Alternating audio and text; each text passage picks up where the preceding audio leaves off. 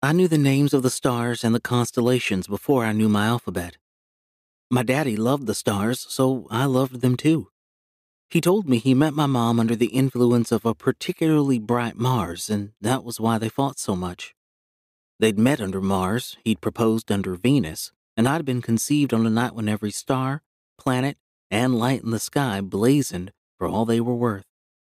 That's why they named me Stella. We lost Mom on the night of the Torrance comet. It's called the Torrance comet because that's where it landed.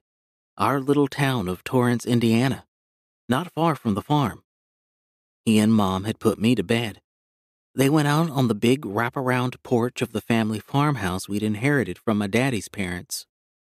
My dad said that Mama's eyes lit up when she saw the comet rip the sky in half with its golden knife.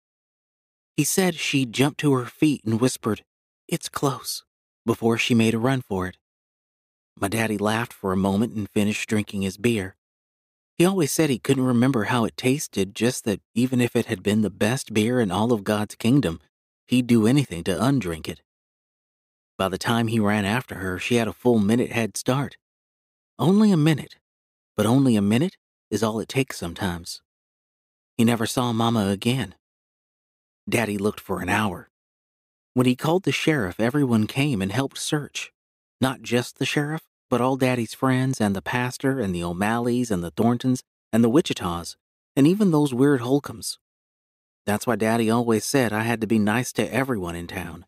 Because when we needed them most, the whole town, no matter how strange or backward I might think them, had gotten up in the middle of the night and looked for Mama.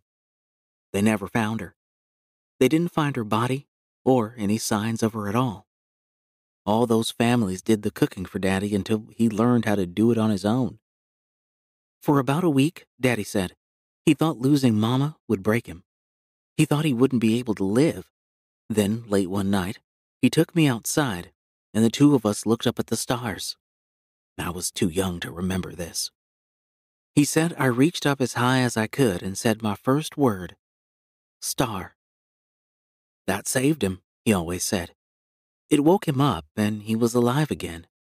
He was my daddy. I sensed he was hurting all the time, every day, but I also couldn't remember Mama or a time before his grief. It didn't stop him from smiling. It didn't stop him from laughing. It didn't stop him from loving me. When we sat under the stars together, he would always say he felt like Mama was up there with them, still being a wife and mother. That's why he never dated again. He said Mama would see and wouldn't like it.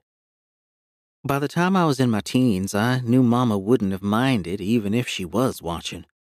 When you love someone as much as my Mama must have loved my daddy, you couldn't begrudge them a little slice of happiness every once in a while.